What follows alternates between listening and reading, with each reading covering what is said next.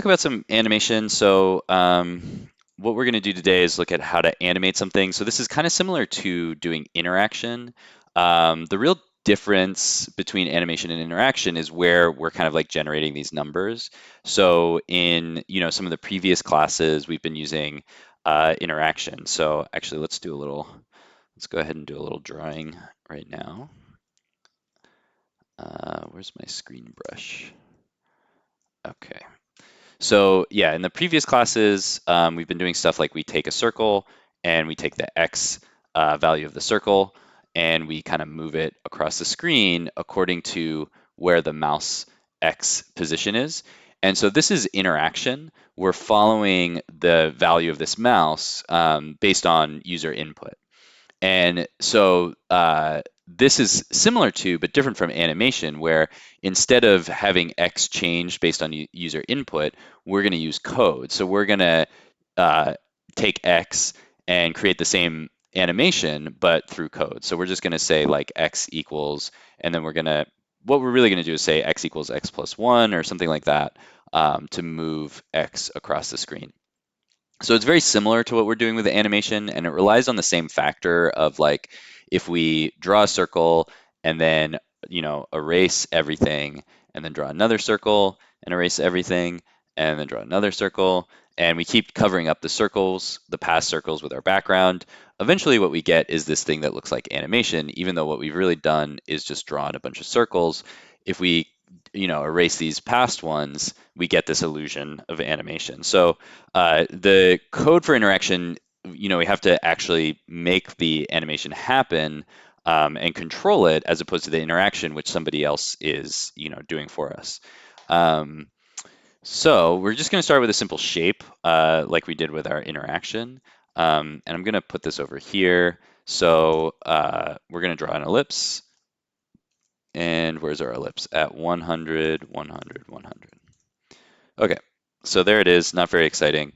And just like we did with interaction, if we want to animate the shape across the screen, we need to substitute the hard-coded data with a variable that we can change so that the position of our circle will change over time.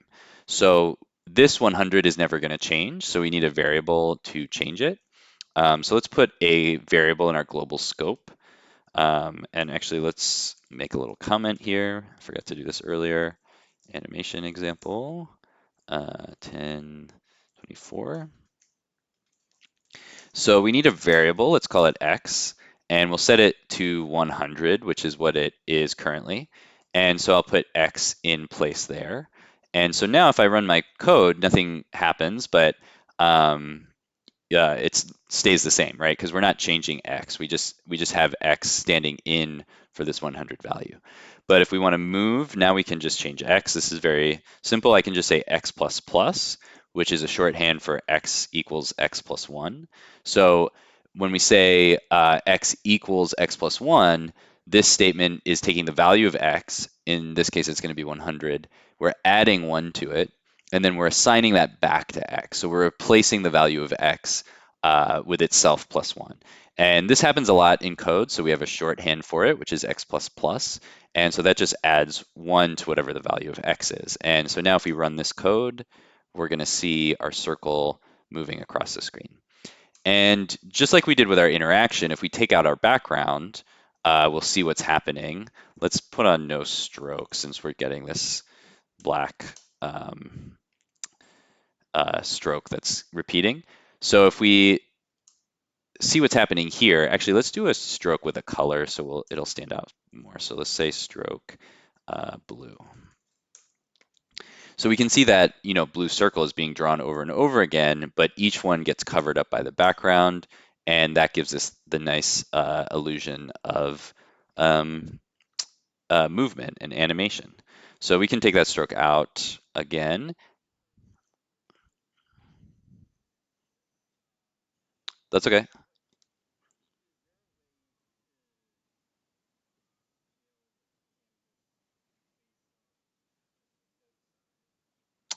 Oh yeah. Yeah, I don't know if I went over that Yeah, I think I might have talked about it with our our system variables, but I may not have spent that much time on it. Yeah.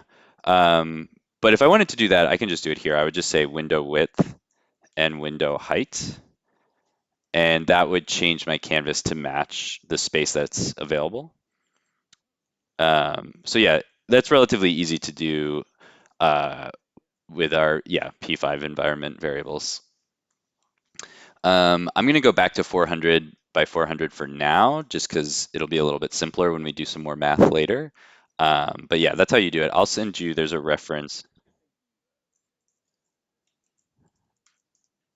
Cool. Yeah. So yeah, it's in the reference. It's probably an environment.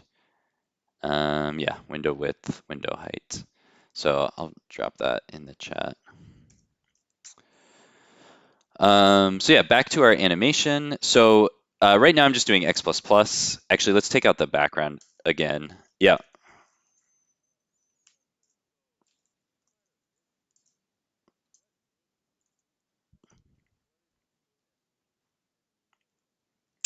it's just right here, X++. So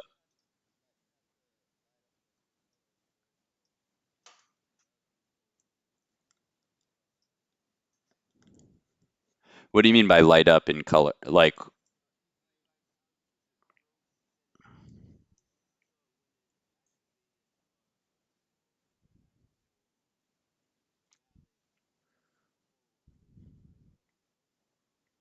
oh, you mean the color highlighting? Yeah. So yeah, the color highlighting is usually kind of like telling you if you're doing it right or not. Like, if I spell function wrong, it's not going to be highlighted, but it doesn't actually do anything. It just tells you it's just based on the code that you're writing. So certain things have different colors, like keywords are yellow in this highlight scheme. Other functions and variable names are usually this like cyan color, so like setup, create canvas, etc. Strings are this kind of like green color, and numbers are this kind of pink color. But some values don't really have like specific highlighting. So like for whatever reason, like the parentheses are still white, X is still white here. These commas are white. So the highlighting doesn't always necessarily mean anything. If the highlighting looks off, that's a good sign that you have an error somewhere. But a lack of highlighting, like in this case, doesn't really mean that the code doesn't do anything. I'm actually not sure why like X is green here, but down here it's white. But if I write like X equals X plus one, yeah, I don't really know why this is white, but yeah. Yeah, no, it's a good thing to talk about because all the editors work differently, and it can be confusing at first to understand like why certain colors are being applied in different places. But yeah, so the code that's doing the animation is just this one line of code here. Now I changed it to X equals X plus one, and this is just incrementing. So it's taking the X value that determines where our circle is drawn, and it's just moving it one every frame. And we can change that value. If I want my animation to go faster, I can do a larger number. And so now it'll also be shorter because it's taking up the same, the frame rate is the same, but the animation is going faster. I can also change the frame rate. So another good way to test your animation is to slow down the frame rate. So the default frame rate is 60 frames per second. If I do something like 12 frames per second, now we can see the animation going. If I do it like really low, like 6 frames per second, you can see it draws each circle. 1 frame per second, that's going to be too slow. It's going to be kind of boring. So let's do like 6 frames per second, and then we can bring back our background. So notice how we're drawing one circle at a time, and then we're covering up the circle. And so the circle is just moving across the screen. But if we take our background, if we bring our background back in, so I'm uncommenting the background and run the sketch again, now we get this kind of like blocky animation because we slowed down the frame rate. So but now it looks like it's moving, right? It's a little bit obvious that it's kind of moving in this stilted way, but it still does look like motion. It still does look like animation.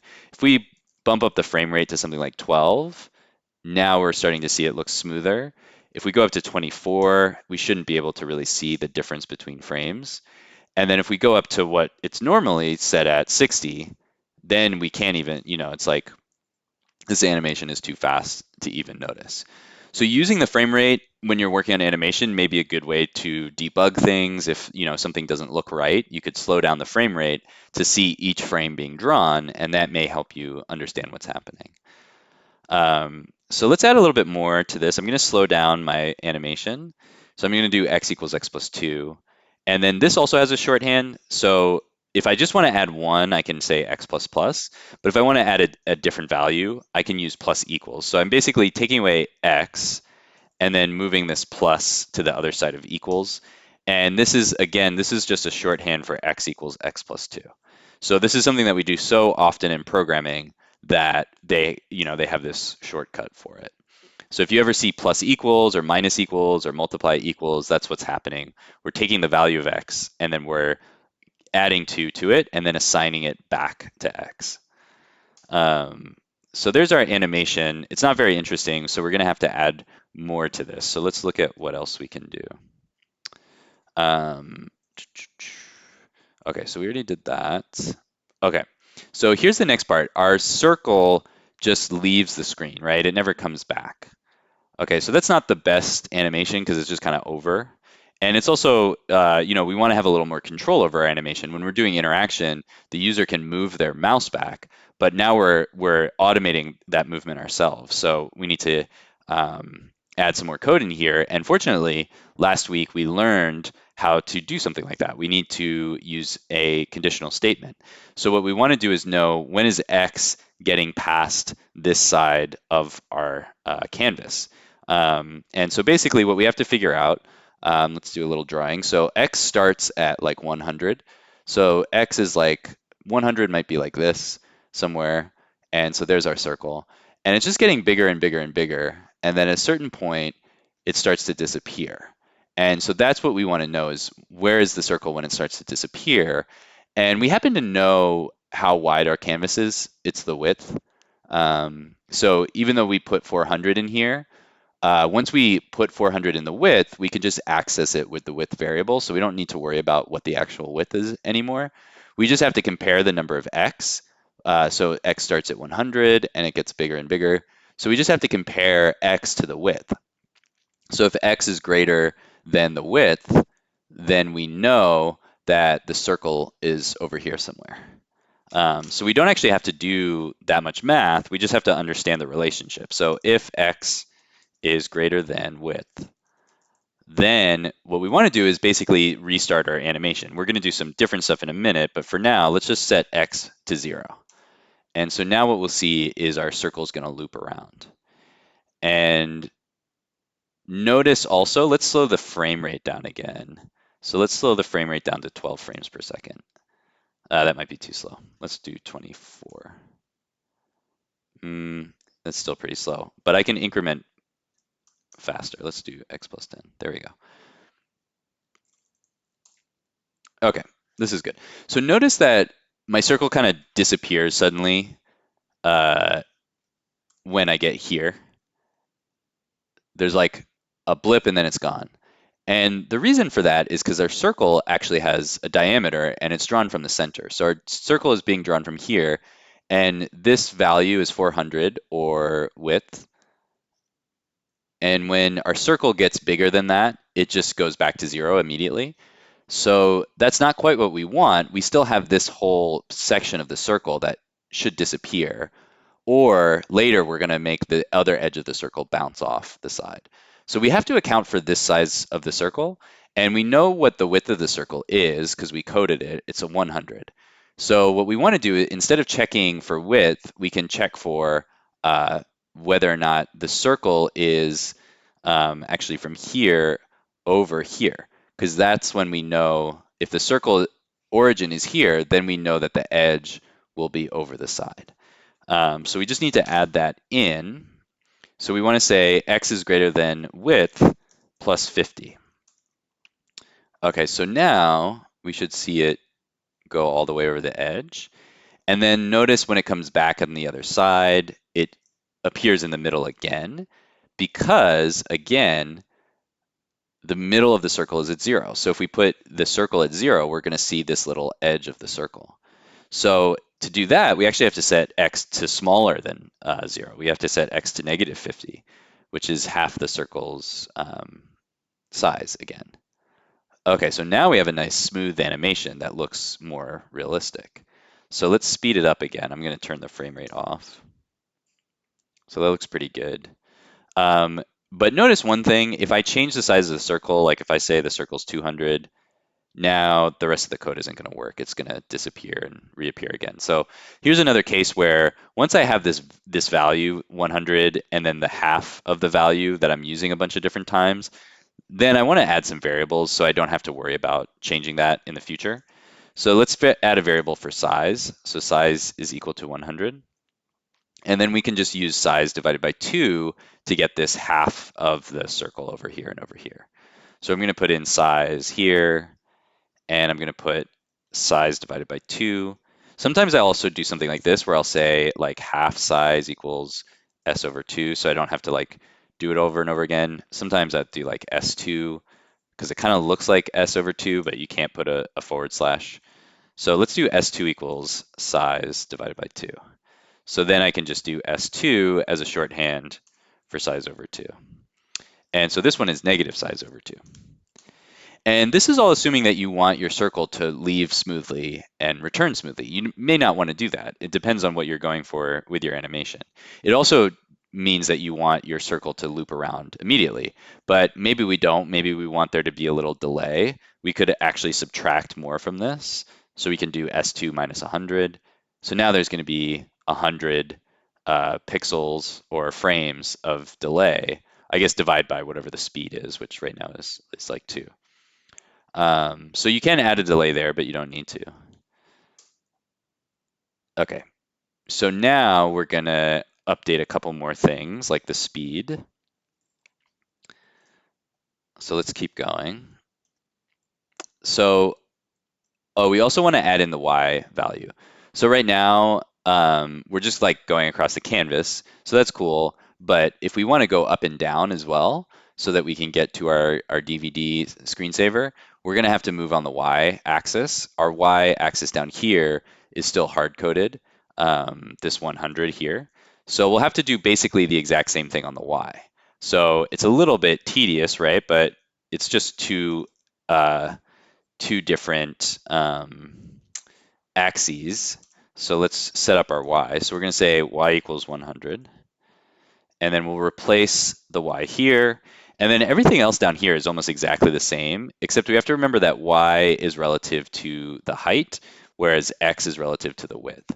So all of the rest of this code, we're going to do verbatim, except Y for X. So we'll say Y plus equals 2. And now we'll say if Y is greater than width over 2, or sorry, height plus S2, half the size. And now we'll say Y equals negative S2, half the size. And so now we'll get going in both directions. Although it's just going in a diagonal right now, which is not that exciting because we have a canvas that's the same size as it is tall. So let's change that. Let's make our Y value larger. Let's do 600. And so now we'll see it doesn't quite go in a diagonal because the X and the Y are not exactly the same. So if they're not synced, then we get this like diagonal thing going on that's going to change over time. It is like predictable. It's not random, but at least it's not always the same. And now we can add the speed. But yeah, now we have both of our axes going, and keep, again, just to reemphasize this code is exactly the same as this code, but we're dealing with two different axes. This X deals with the horizontal animation, and this Y deals with the vertical animation. So let's go to our next bit, which is changing the speed. Oh, why am I animating the size too? That doesn't really make sense. Okay, so we can also animate the size. I'm not going to do that right now, but you can. I'll go over in a bit how you can animate different parameters. Okay, So now we want the ball not to loop around the canvas. We want the ball to bounce back and forth. And the way that we would do that is right now our ball is always moving in a positive direction. See, x plus equals 2, so it's always moving to the right. And y plus equals 2, it's always moving down because y goes down in the positive direction. Um, and so if we wanted to go to bounce off the walls, when it bounces off the right side of the canvas, then it would have to go backwards. So x plus plus is always going this way. And if we want to bounce back, then we need to do x minus minus. But it's a little tricky. We can't just write, if backwards uh, x minus minus. We have to know, we have to set up a condition that we can change so that we can say, instead of once we get here, we want to loop back to 0. What we want to do instead is just move in a different direction. So we need to change what's happening here. And so we can also save this value as its own value. So we're going to make up a speed value. And with the speed value, if we want to go forward, we'll just say +2. And if we want to go backwards, we'll say -2. So we can just add this negative to our speed when we hit this wall. So it's actually pretty easy once we figure out the basic math behind it. So let's add another variable. We'll say speed. And our speed right now is 2. So I'm going to change speed to 2. And now I'm going to say plus x plus equals speed. And I'll say y plus equals speed. So now it's still going to run the same way, but I can change speed. So I could actually make speed faster. Like if I make speed 5, then it's going to go faster in both directions. If I make it slower, it'll go slower. Let's stick with 2 for a second. But now what I want to do is I want to reverse speed when I hit the side of the canvas.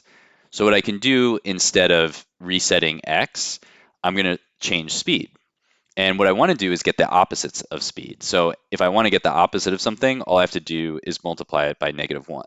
So if I have 2, 2 times -1 equals -2. And then if I have -2, if I'm going the other direction, -2 times -1 equals 2. The negatives cancel each other out. So -1 is always the same here. All I have to do to switch 2 to -2 or -2 to +2 is multiply by -1. So it's very easy to switch the speed. So I'll say x, and then this is going to be x equals x times -1. But there's a shorthand for this as well. X times equals -1. So we're taking -1 times the value of x and then reassigning it to x. So we're replacing the value that was there before. So we'll start with x and then we'll add y. So now we should get a little bounce, although we have to fix, oh, whoops, okay. Let's turn off y for a second. Oh, whoops. No, I'm not supposed to. Sorry, my bad. I changed x. I meant to change speed. We want to leave x at whatever it is. We want speed to go back. Okay, so now we have to fix y as well, but we can see now it's bouncing back. Okay, so now let's take this out and let's add in here. But we're going to have an issue if we say speed equals -1. Or y, sorry, speed times equals -1. Now we're going to see we're going to run into an issue here where notice when we hit down here, we started going back up that way. So we should just reverse x. X should become negative. But we reverse both x and y because we're using one value for both of them. So now speed is going back here when it should be going here where x is -1 and y is still +1 or 2 or whatever it is. So what do we need? We need a new speed value. So instead of just speed, we can have two different speed variables to go along with our x and y. So we can have speed x and variable speed y so they can operate independently of each other. So now instead of x plus equals speed, we have x plus equals speed x. And then if we hit the edge of the canvas, if x is greater than width plus s2, then we have speed x times equals -1. And same thing on the y. Instead of y just using speed, we have y plus equals speed y. And when we hit the bottom of the canvas or the top of the canvas, we'll get to that in a second, then we have speed y. So now we should get the bounce, okay? And it's gonna bounce up, but now we have another issue is that it just leaves the canvas. So we're only testing right now if the circle goes beyond the width or if the circle goes beyond the height. So we have x is on the move, and we have y also on the move. If x goes beyond here, then we know that we want to go back, so it flips x, okay? Then if y goes beyond here, same thing. It says, okay, y has gone too far, change the speed so we go back in the other direction. The problem is once we go past here, we're not actually checking, are we up here or are we over here? We're only checking if we're over here. This is x is greater than width, and this is y is greater than height. But we can check if we're over here as well, because we know that this is 0, and we know y is getting smaller because we changed the speed to -2. So if y gets to be -2 or -100 or something like that, we know that it's going to be less than 0. So over here, we can ask, is y less than 0? And if that's the case, we're just going to do the same thing. We have -2 speed, so we'll multiply by -1, and we'll turn back in this direction. And then up here, we know the same thing. X is 0 up here. So if x is less than 0, then we want to flip speed. So we need to test for both of these conditions, and then we'll be pretty close to ready to go with our DVD screensaver. So what we want to do here is we want two conditions in the same place. And for this, we need to use a compound condition. And remember, we're asking not, if x is like over here, then we know it's not over here. So this condition is only going to work by itself. And this condition, if x is over here, is only going to work by itself. So that's not an and relationship. That's an or relationship, either this or this.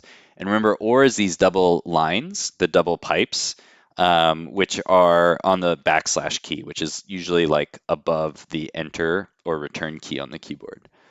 So to add a second condition in here, I just add two pipes next to each other.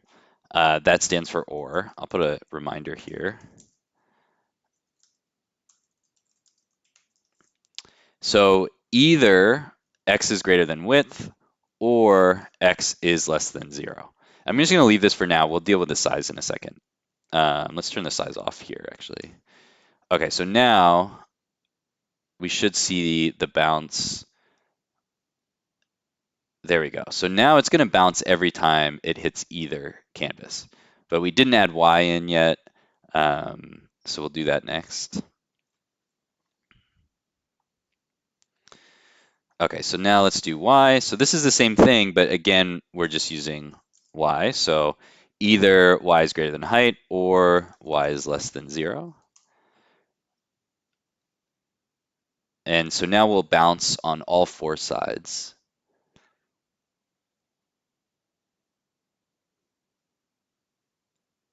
And so we're almost done. Now we can account for the size of our circle again. So in the last example, we actually wanted our circle to make it all the way on the other side. But in this example, you might want a little buffer, like maybe you want it to go a little bit over to make it look like, it's bouncing. But let's just get it on the edge. So let's just figure out what the edge is.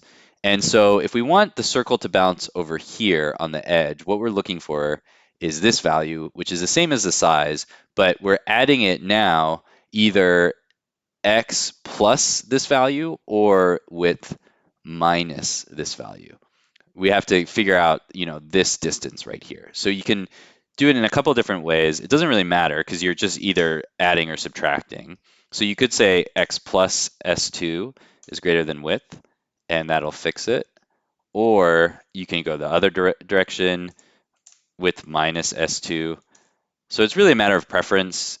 It means the same thing. It kind of sounds a little bit different, right? Like, uh, you know, X plus S2 does kind of make it sound more like we're accommodating the size of the shape versus with minus S2 kind of makes it sound like we're dealing with the environment.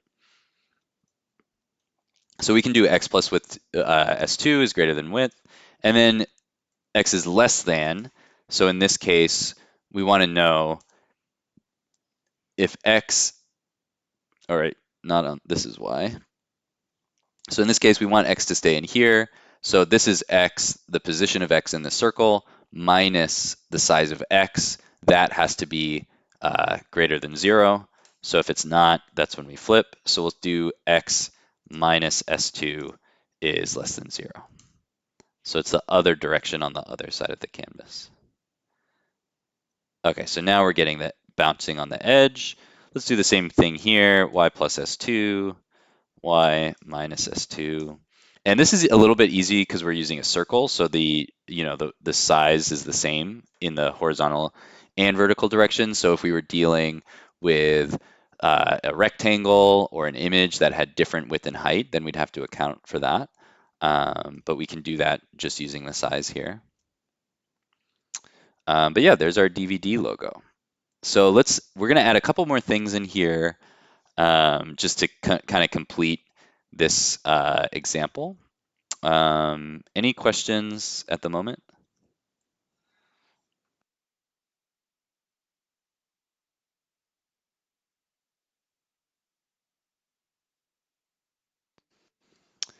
Okay, so let's keep going, but if you have any questions, let me know. Um, okay, so we can add some randomness in here if we want it to kind of look a little bit more interesting. Oh, I don't think I've talked about randomness before. Have we talked about randomness before? Let's see, schedule, random. No. Okay, so maybe, yeah, we talk about it next week. Okay, so let's skip that part for now. We're going to go over it next week. Duh, duh, duh. Okay, so we don't just have to change the position. Just like our interaction, we looked at how to change size or position or color. Anything that you can represent with a number, you can animate. And so here's an example of changing the color. This just changes the color over time. And it uses exactly the same code with a slightly different range. So let's add that in here.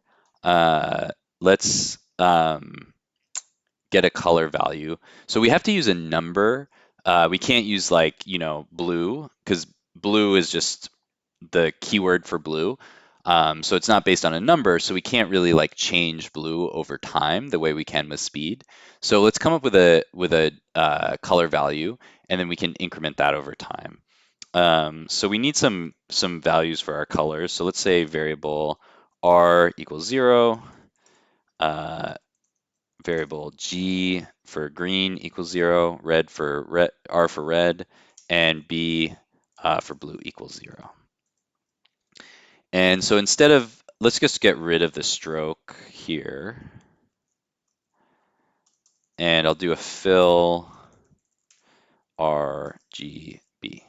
So at first, all the values are 0, so we're just not going to see any animation at all.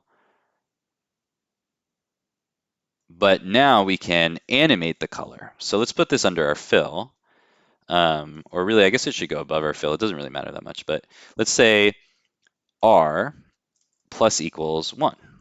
So same thing we did with X. So our circle slowly gets to be more red. And we can do the same thing here. We can change the speed. We can say R plus equals 2. Okay, and we can say, let's say blue plus equals 3. So now it's going to get blue more quickly, and then eventually it'll be pink. If we do 4, we can change that animation. So again, we might want to, kind of change our animation over time. You could also map this to X if you don't want to, do a whole different animation. Actually, that would be kind of an interesting way to do it. I don't think I've done it that way before. Let's just do that real quick and just see if it looks good. Let's say map r equals map x 0 to width 0 to 255. So now red should just match the x value no matter where it is. And we could do the same thing with blue. We could say blue equals map y 0 to height. Let's do the opposite. So we'll do 255 to 0. So that's kind of cool, actually. I've never done it that way before, but that's one way we could do it. We can just map it directly to the X and Y, and we'll get that animation. Or we can animate it independently. So let's do our green that way. So it'll be independent of these guys. So we can say G plus equals 2. And so now we've got this third color that's kind of changing, but eventually green just gets stuck because once it gets to 255, it's not changing. So what we want to do is say if G equals 255, then we can set back G back to 0. So now G will always be going from, let's actually turn red and blue off for a second. So it's going to hit green. Huh. Oh, because it's, let's say, sorry, I should have done greater than 255. Since I'm counting up by 2, it never hits 255 because it's an odd number. Okay, so now if we just set it green back to 0, like we were doing originally with our circle position, it's gonna, slowly go to green and then suddenly go back to black. But if we want it to fade in and out, we could add another variable. We can say variable speed for B for blue and set that to 2. And so we can replace this here, speed for B.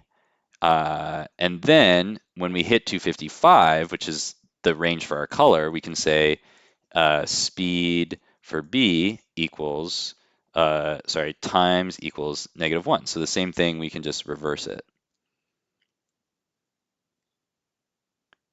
And then when it gets back to black, it doesn't animate anymore. So just like we learned with our X and Y, we have to check if it gets back to 0. So we'll say, or G is less than 0. Sorry. So now we'll see the green. And so now the green is not in sync with our X or Y, but it has its own sort of timer that's going. Okay. So that looks pretty cool, but it's not actually exactly how our DVD menu works. Let's look back at our bouncing DVD. If we look at this again, we can see that the color actually changes when we hit the edges, and it doesn't change otherwise. So we can do a smooth animation of color like we just saw here. But if that's not what we want to do, we need to come up with a different way to animate this.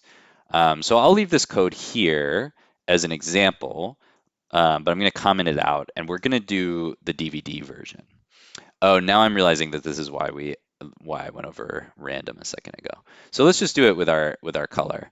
So if we look at this DVD logo, every time it hits the wall, I'm not sure how many colors there are, but it's just choosing a random. It looks like it's a random color each time. It might be going through like a list of colors. Um, oh, really? This one looks familiar, but this looks new. This is why people love this. There's so much ambiguity. Yeah, I think it's random because that I haven't seen that one before. Yeah. Okay, so if we want to do that, we are going to have to use some randomness, but we're also going to have to use something else that we haven't learned yet, which is a little bit tricky. So let's go over that, and then we'll add our random because that's not that hard to do. Oh, I guess we're going to use a random color generator. Okay, so if we want to make a random color, we can just use the random function. So I'm going to go over this in a lot more detail next week, but random is basically a function in P5 that's really, really useful for creating something that's unexpected. And so if we want a whole bunch of different colors, instead of having a list of colors, we can just use random to generate different numbers. So I'll show you how random works real quick, just using the console. So I'm going to say console.log. So if we just say random by itself, we're going to get a random number between 0 and 1. So each time I run this, you can see it's just a different random number. If I give random a higher value as the first argument, like 100, now it's going to be a number between 0 and whatever the number I give it is. So you can see each time it's a different random number. If I start with something a little bit lower or something a little higher than 0, like let's say I start with 50, now I'm going to have a random number between 50 and 100 every time. So 60, 65, 75. And so using this, I can pretty easily create a random color because I know the range of my colors is 0 to 255, and I already have some variables to store those numbers in. So what I can do is just say R equals random 255. And so now every time I run this, I'm getting a different red value. So sometimes it's a lot of red, sometimes it's not very red, very red. It's a random number inside of my color range. So then I can say green equals random 255. And so now I'm getting some green, some red, some combinations, orange. All these different colors are some combination of red and green, but blue is still 0. So let's add in some blue. Blue is random 255. Now I can truly have any color that I can represent with RGB. And every time I run my sketch, I get a new random color. So some of these colors could be quite dark because we might have something like 0, 0, 0 or 10, 50, 100 or something like that. So as Ben observed, most of these colors are more in the kind of pastel range. And so if we want that, we need it to be a little bit brighter. So we can change the range of randomness. We could say there's a limit of how low it can go. So if I set 100 as the minimum value for each of these ranges, this is a little bit like the map function in that we set this range. So now notice all the colors are pretty light. We may actually want to, also limit the high end because we could, even though it's random, so we usually won't, but we could get white. If we randomly got 255, 255, 255, we'd get a white color, or we could get, the color of the canvas, 220. So we might want to limit a little bit. Maybe we'll set the high end at 220. So that way we won't get any colors that are too bright. And if you like a color better than another color, you might want to say, actually, I really like green. Let's say green is 240. So I'll be more likely to get green. I don't always get green, but it'll happen more often since the number possibility for green is a little bit higher. Anyway, you can set your range to whatever you want, but now we're getting a random color. So every time I run the code, we get a random color. So you might have guessed what we're going to do now, but I want the color to change every time I hit a wall, not just at the beginning of my program. So I already know when I'm hitting walls, right? I'm hitting walls down here. Let's make this a little bit bigger. If I hit width, or if I hit 0, if I hit height, or if I hit 0, I'm changing the speed here. And in either case, I also want to change my color. So I can just grab this code and put it in here. And we're going to learn something in a little bit to make this more efficient, but we haven't learned really how to do this yet. So we're just going to copy and paste this part in there. Oh, and oh yeah, I guess we could go over, I'm not gonna go over this. This is too complicated. We don't really need it. We'll do this later. Uh, yeah, I'll go over this modulo stuff. I'm trying to think if we really need this for anything right now. Anyway, let's finish this and then we can come back here. So I'm just gonna copy this RGB part, go down here. So here in this if statement is where I'm hitting a wall. So we'll paste here. And let's put a comment here as well. So X hits left or right. Down here, Y hits top or bottom. Okay, so I pasted in my RGB. They look kind of weird, so let's go ahead and tidy the code up. And then let's put it in here as well. And do it again. And so now we should finally have our DVD logo. So every time we hit a wall, we get a new color. It's random, but it's within this kind of like pastel range. And it matches our events with our X and Y. And so the cool thing about this is since I'm using a lot of variables, like I can make changes to this. If I want my ellipse to be bigger, I can just change the size. I can change this to 200 and everything will change along with it because I coded using variables. I could change the speed. So if I change the speed to like 10, oh, that's my blue speed. I don't want to do that one. Uh, Now we got it faster. If for some reason I want X to be faster than Y, I could change X to 20. So I can make a lot of changes just using my variables.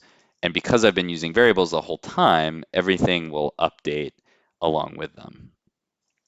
The only thing that's really hard coded right now is these color values, which I could change. I could add variables for those as well.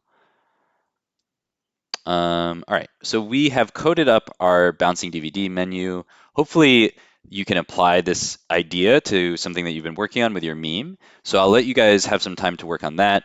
There is this whole other section with the modulo stuff, which is another way that we can do animation, but I think it's probably more than enough information for today. So I'm gonna skip this part for now.